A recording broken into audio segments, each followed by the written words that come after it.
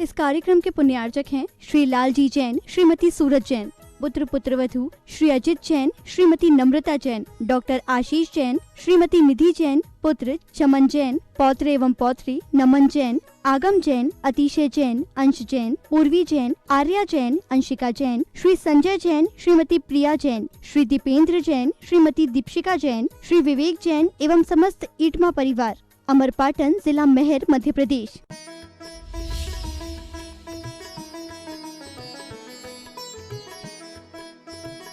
जैसे किसी गोताखोर को डुबकी लगाने के बाद बड़े प्रयास में कहीं कोई समुद्र में मोती दिख जाए तो उसे बड़ी प्रसन्नता होती है, उसे लगता है कि लक्ष्य पूरा हो रहा है। जैसे कोई दौड़ने वाले धावक को दौड़ दौड़ करके अपना स्थान दिखने लगे, जैसे किसान के लिए मेहनत करने के बाद खेतों में फसल दिखाई देने लगे, व्यापारी को व्यापार में सीजन के समय ऐसा लगने लगे कि बराबर हमारा काम हो रहा है, विद्यार्थी को परीक्षा में परीक्षा के वक्त ऐसा लगने लगे कि बस अब रिजल्ट हमारे फेवर में ही आने वाला है, इत्यादि प्रकार से लक्ष्य के करीब पहुंचते पहुंचते लक्ष्यवानों के लिए जो प्रसन्नता, आनंद की अनुभूति होती है और विश्वास बढ़ता है, वही स्थिति ब्रह्मचारी विद्याधर जी के लिए भी हुई। क्योंकि गुरुवर ज्ञान सागर जी को पाकर उन्हें बहुत बड़ा आत्मसंतोष हुआ। उनके मन को विश्वास हो गया कि ऐसी वीतरागता की मुद्रा, सरलता की मूर्ति और ज्ञान से भंडार, ज्ञान के भंडार, ज्ञान से भरे हुए गुरुवर का मिलना अत्यंत दुर्लभ है। ज्ञान सागर जी को भी अपनी बीतती हुई उम्र देख करके जिन शासन को आगे बढ़ाने की चिंता तो थी ही, उनके पास में जो भी ब्रह्मचारी आए लगभग वह गृहस्थ जीवन से ही निर्वृत्त होकर के आए। वार्धक्य वृद्धावस्था उनके साथ थी और ऐसी ही अवस्थाओं में कई साधकों ने क्षुल्लक दीक्षा ले ली, एलक दीक्षा ले ली और ज्ञान सागर जी का एक संघ वृद्ध साधकों का था। उस समय नई उम्र में कोई दीक्षा ले ऐसा चलन भी नहीं था। दीक्षा लेने का चलन एक तरह से घर गृहस्थी को बिता करके ढलती हुई उम्र में लेने का ही था। स्वयं ज्ञान सागर जी ने 60 वर्ष की उम्र में दीक्षा ली, क्षुल्लक दीक्षा वगैरह थोड़े और पहले ले ली, लेकिन मुनि दीक्षा तो 60 वर्ष की उम्र में ली। अब जब स्वयं ज्ञान सागर जी ने 60 वर्ष में मुनि दीक्षा ली तो उनके पास दीक्षा लेने वाले भी उनके हिसाब से ही आएंगे। क्यों? क्योंकि समाज में वैसा चलन जैसा हो जाता है। युवा ब्रह्मचारी को देखकर ज्ञान सागर जी को लगा कि यदि इसे अच्छे से पढ़ा दिया जाए, समय देकर के अच्छे से तैयार कर दिया जाए, तो यह युवा जिन शासन के लिए बहुत बड़ा काम कर सकता है। किशनगढ़ में गुरु चरणों की शरण मिली। ज्ञान सागर जी ने पढ़ाई के प्रबंध प्रारंभ करा दिए। विद्याधर जी लगन के साथ धार्मिक अध्ययन प्रारंभ कर दिए।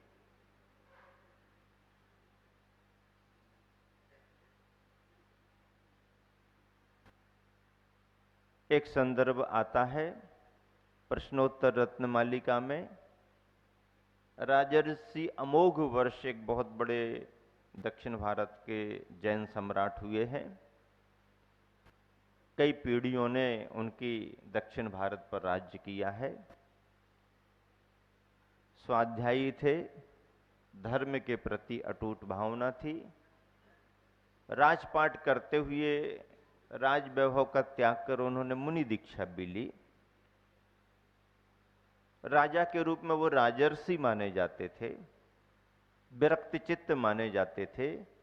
ऐसे राजर्षि अमोघ वर्ष ने संस्कृत में एक प्रश्नोत्तर रत्नमालिका लिखी। उसी श्लोक में प्रश्न, उसी श्लोक में उत्तर। उन्होंने प्रश्न किया, त्वरितम किम कर्तव्यम, जल्दी से झटपट शीघ्रता में क्या काम कर लेना चाहिए। जल्दबाजी में नहीं, लेकिन जल्दी में और जल्दबाजी में अंतर है। प्रश्न में यह नहीं कहा कि जल्दबाजी में क्या करना चाहिए, प्रश्न में यह कहा जल्दी में, शीघ्रता में, झटपट क्या काम कर लेना चाहिए। उन्होंने उत्तर दिया, विदुषाम संसार संतति छेदः। विद्वानों को चाहिए, ज्ञानियों को चाहिए कि वह अपने संसार की परंपरा का विच्छेद कर दें, संसार की परंपरा को समाप्त कर दें। किनको चाहिए? विद्वानों को चाहिए, ज्ञानियों को चाहिए। चाहिए तो सभी को, लेकिन अज्ञानियों से क्या उम्मीद रखेंगे? जिन्हें तत्व का ही ज्ञान नहीं है, जिन्हें धर्म पर ही श्रद्धा नहीं है, ऐसे अज्ञानी मिथ्या दृष्टियों से क्या अपेक्षा रखें?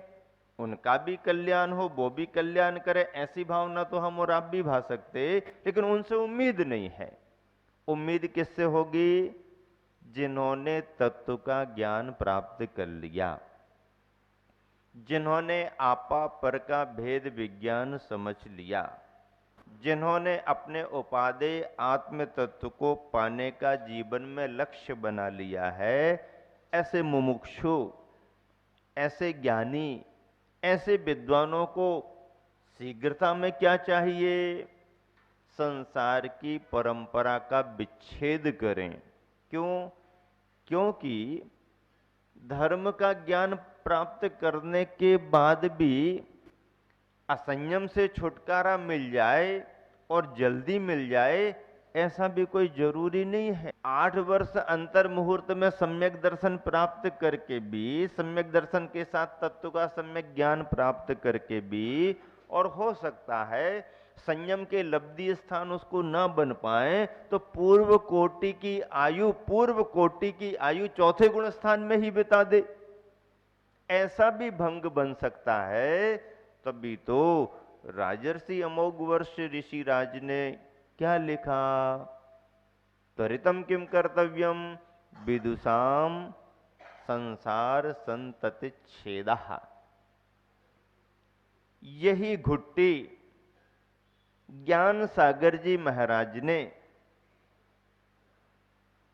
विद्याधर जी को बार बार पिलाई, रोज रोज पिलाई, एक भी दिन नहीं छोड़ा। पढ़ाई अच्छी होना और संयम धारण करने के लिए होना। ज्ञान को प्राप्त करके आज संसार में लौकिक जन, स्वार्थी जन अपने ज्ञान और विद्या को आजीविका का साधन भी बना रहे हैं, और उस जिनवानी को अर्थोपार्जन में लगा रहे हैं। ऐसा भी जमाना है। ऐसे जमाने को भी ज्ञान सागर जी देखते आ रहे थे। उनकी पारखी दृष्टि ने ये तय कर लिया कि जिनवानी को अर्थोपार्जन का साधन नहीं बनाना, जिनवानी तो परमार्थ को साधने वाली होती है। और उसी आध्यात्मिक दृष्टि को लेकर, उसी सूक्ष्म पैनी तत्व की दृष्टि को लेकर ज्ञान सागर जी ने विद्याधर जी को बार बार बार बार, जो मैं पढ़ा रहा हूं पढ़ते जाओ, जो मैं पढ़ा रहा हूं पढ़ते जाओ, तैयारी करते जाओ, तैयारी करते जाओ। पढ़ने की तैयारी तो करना ही करना है, जीवन को अच्छा बनाने की भी तैयारी साथ साथ करनी। ऐसा कोई भी दिन नहीं गया होगा ज्ञान सागर जी ने विद्याधर जी को सुबह से शाम तक के वक्त में कभी वैराग्य की प्रेरणा ना दी हो, ऐसा कोई भी दिन नहीं गया। समय समय पर वैराग्य की प्रेरणा उनको मिल रही थी। वैराग्य के बीज तो उनके अंदर थे ही। कोई संरक्षण सहारा मिल जाए तो वैराग्य भावों को बल मिल जाता है। संयम की ललक, मुनि बनने की भावना घर से ही उनके मन में समा चुकी थी। ज्ञान सागर जी का शरण, ज्ञान सागर जी का सहारा उन्हें मिला, फिर तो कहना ही क्या। आचार्य कुंद कुंद स्वामी के प्रवचन सार में लिखे गए चारित्र चूली का अधिकार के संदर्भों को भी ज्ञान सागर जी यथा समय सुनाया करते थे।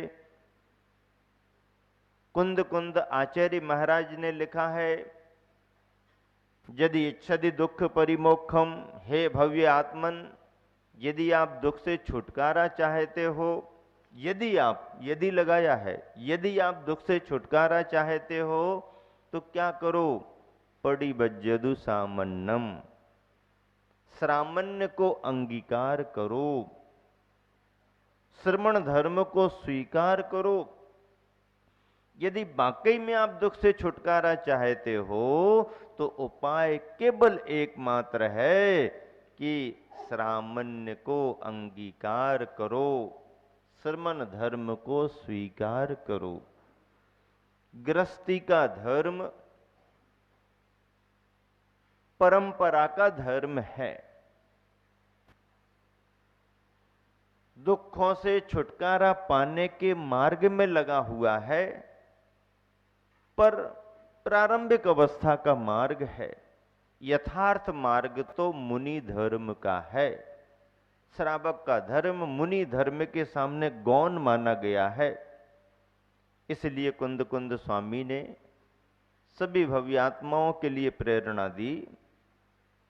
यदि इच्छति दुख परिमोक्षम, पूछा है उन्होंने कि यदि आप दुख से छुटकारा चाहते हो तो फिर रास्ता बताया, पडिबज्जदु सामन्नम, श्रमणता को स्वीकार करो, प्रवर्ज्या को स्वीकार करो। ऐसे बोध वाक्य, ऐसी प्रेरणा बार बार मिलने से विद्याधर जी निरंतर साधना को आगे बढ़ाने में लग गए। साधना बढ़ाते समय परीक्षाएं भी होती हैं।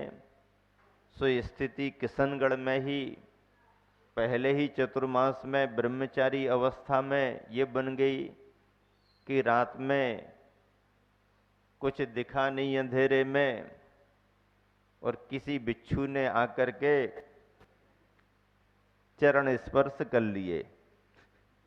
चरण स्पर्श ही तो माना जाएगा ना।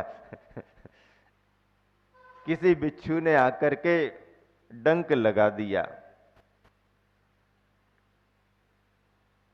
बिच्छू के जहर में तड़फन होती है, जलन होती है, तीव्र जलन होती है। जैसे बिजली का करंट लग रहा हो, ऐसी चटक होती है। जैसे ही मालूम चला संघ में अरे ये क्या हो गया, उपचार कराओ, वैद्य जी को बुलाओ। जानकारी मिलने पर श्रावकों ने भागा दौड़ी की, इनको बुलाओ उनको बुलाओ। जब विद्याधर जी को मालूम चला कि जानकारी मिल गई है और उपचार के लिए लोग प्रयास कर रहे हैं, तो उनके पास आने वालों को उन्होंने मना कर दिया, नहीं नहीं वो ठीक हो जाएगा, नहीं नहीं ऐसे ठीक नहीं होगा, इसका दर्द और बढ़ेगा। वैद्य जी को बुलाते हैं, दवाई वगैरह का इंतजाम, कम से कम ऊपरी उपचार तो करा लें। तो उन्होंने कहा कि औषधि का उपचार ऊपर से क्या करें, मैं तो इस समय भक्तांबर का पाठ करता जा रहा हूं और भक्तांबर का पाठ ही हमारा उपचार करेगा। और उस समय वेदना के समय उन्होंने भक्तांबर का पाठ शुरू किया, उन्हें कंठस्थ था। उपचार की जब बात आई, श्रावकों ने आग्रह किया तो उन्होंने यह कहकर के इनकार कर दिया कि अभी कष्ट को सहने का अभ्यास कर लेने दो, क्योंकि मुझे मुनि बनना है और मुनि बनने में तो कष्ट सहन ही करना पड़ेंगे।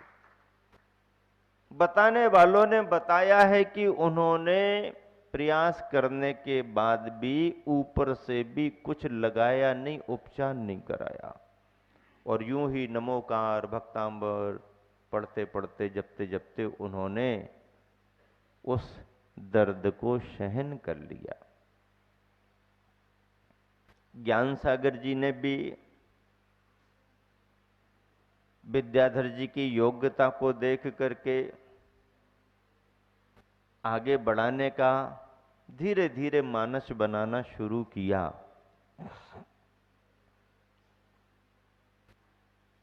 और परिचित गृहस्थ श्रावकों के द्वारा धीरे धीरे विद्याधर की दिनचर्या का पता लगाना शुरू किया। कचौड़ी मल जी को जवाबदारी सौंपी कि आपको विद्याधर के कमरे में ही 2-4 दिन विश्राम करना है और चुपचाप ये देखना है कि कितने बजे उनका सोना होता है, कितने बजे उठना होता है, रात में क्या क्या किस तरीके से वो करते हैं, सामयिक का समय क्या है, पढ़ाई कैसे करते हैं। चुपचाप, उन्हें आभास नहीं होना चाहिए और आप जानकारी लेकर के मुझे बताएं। कचौड़ी मल जी 2-3 दिन विद्याधर जी के साथ कक्ष में ही रहे। विद्याधर जी को कुछ नयापन नहीं लगा, क्योंकि वो जानते थे हमारे गुरुवर के ये परम सेवा भावी श्रावकों में है। हमारे आने के बहुत वर्षों पहले से ये गुरुवर की सेवा में है, यही तो मुझे लेकर के गुरुवर के चरणों में आए हैं। तो ठीक है, यदि हमारे कक्ष में ये रहते हैं तो इनका रहना तो अच्छा ही रहेगा। अब कचौड़ी मल जी की उम्र ज्ञान सागर जी की उम्र के हिसाब की, वृद्धों को जल्दी सोना होता है और जल्दी सो जाते हैं तो नींद भी जल्दी जल्दी खुलने लगती है। अब विद्याधर जी की दिनचर्या अपनी नई जवानी की दिनचर्या, देर रात तक पढ़ाई करते रहे, याद करते रहे। आज याद करेंगे, कल सुनाएंगे, तो फिर आगे की पढ़ाई होगी। जब नींद इनकी खुले, अरे अभी भी पढ़ाई, अरे अभी भी पढ़ाई। तो एक आध दिन बाद इन्होंने कहना शुरू कर दिया, अरे भैया अब आज की पढ़ाई तो बंद कर दो, कोई परीक्षा थोड़ी देना है तुमको।